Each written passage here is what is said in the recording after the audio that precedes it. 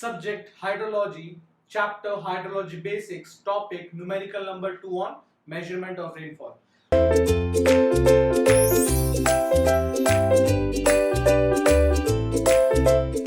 So now students, we have already solved our first numerical. Now let us solve the second numerical, numerical number 2. Now what it says that the normal annual rainfall at stations A, B, C, D. So 4 stations are given to A, B, C, D, and the normal annual rainfall are given in a basin, in a particular catchment are 80.97, 67.59, 76.28 and 92.01 centimeter respectively. Okay. In the year 1985, the station D, this one, station D, right? This station was inoperative. It means that we could not collect the data in the year 1985, right? And the stations A, B and C recorded annual precipitation of 91.11, 72.23 and 79.89 centimeters respectively. Okay. The missing data. Now we have to determine the missing data for station D. For station D in centimeter corrected up to 2 decimal places is how much, right? That is a very straightforward question. I told you that to determine the missing data we have two formulae. The first one is if the variation is less than 10%, then the correct formula is to determine the missing data is Px is equals to 1 upon n P1 plus P2 plus P3 plus so on, right? N is the number of stations, right? Now, if the second case is if the variation is greater than 10%, right? Then the formula is actually P is equals to Px upon M, right? It can be M also, M, P1 upon N1 plus P2 upon N2 plus P3 upon N3 and so on, right? Now let me tell you how to you can implement the formula. Now we have understood the formula. So first of all, we have to determine the variation, whether it is less than 10% or more than 10%. Now to determine the variation, what you have to do is that you have to look from the data, the actual data that you have, what is the maximum value. So what is the maximum value in the data? It is 92.01. So to determine variation, the maximum is 92.01. Now let us determine the minimum. How much is minimum? Minimum is 67.59. 67.59. And we have to see that this difference is varying how much by the station D. So how much is station D? Because station D is missing, right? That is 92.01 divided by 92.01 in percentage it would be 100. So let me calculate how much the percentage it comes. The percentage would be 92.01 minus 67.59 divided by 92.01 and into 100. It comes out to be 26.54, right? So it comes out to be 26.54%. 26.54%. Obviously, 26.54% is not less than 10%, but it is greater than 10%. So we have to apply this formula. This formula has to be applied. Now the question is how to apply this formula. So let us apply this formula. Let me rub this because this is not required because it is greater than 10%, right? So let me rub this. Now how to apply this formula?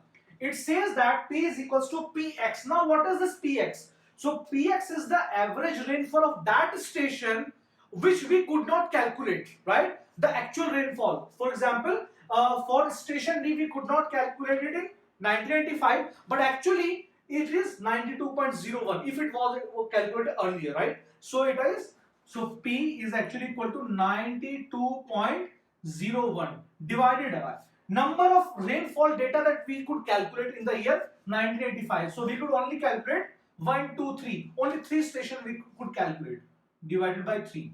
Now, what is P1? So P1 is actually this data of station number 1 which we actually could calculate in the year 1985, that is 91.11. 91.1 divided by the previous data of the same station is 80.97 plus the present data which we could calculate 72.23 of the second station divided by the data of the same station which we calculated earlier, that is 67.59. This method is also known as the mean method, right? Plus the third station. Which one is third station? 79.89. So 79.89 divided by earlier data, how much it is? 76.28. 76.28. So whatever the answer is, that would be the answer. We have to write the answer corrected up to 2 decimal places. Correct? So let me calculate how much the answer will be. So answer would be, in bracket we have 91.11. I hope you are doing calculations with the scientific calculator. You don't have to do the calculations with this calculator. Again I am repeating. In concrete structure also I told you the same thing, right? You don't have to do the calculation with this calculator. What you have to do, you have to do the calculation with the scientific calculator, right? Get scientific calculator, right?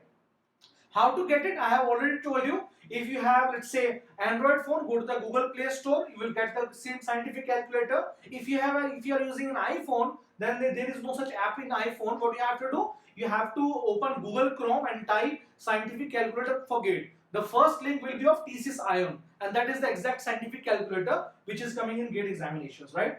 So 91.11 divided by 80.97 plus we have 72.23 divided by 67.59 again plus now we have 79.89 divided by 76.28.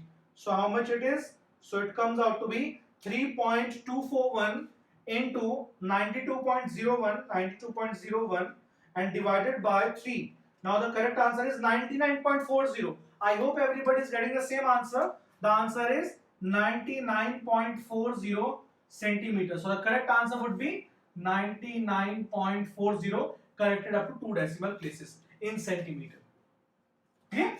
So students, I hope that you have understood this numerical, right? Now let me give you one trick also. Let me give you one trick.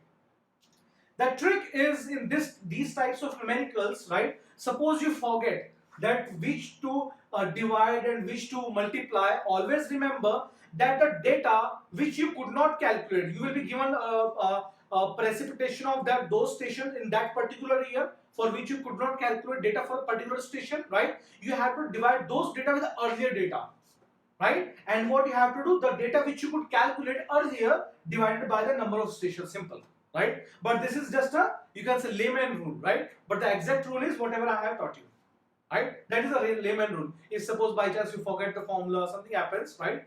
Then you have to apply this formula with this method which I have just told you, right? The layman method. But that is not accurate, okay? What you have to do is that you must know the concept, how it has actually come. Clear? So I hope that you have understood this, right? Now let's move forward and let's study about determination of rainfall depth. How rainfall depth is determined. And one more important thing, in the determination of missing data, I have told you about two formulae, right? One question also came in a few years back in examination, that there is a technique known as the double mass curve. Double mass curve. Double mass curve. So this technique is also used for the determination of missing data, missing rainfall data, right? But we are not studying this. But this question came in some examination, that which of the following is used in the determination of, sorry, the question was double mass curve is used in determination of. So 4 options were given. One was rainfall depth, second was rainfall intensity, third option was missing rainfall data. So the correct answer is missing rainfall data. Double mass curve is also used at that point of time, right? We don't have to go in detail in that.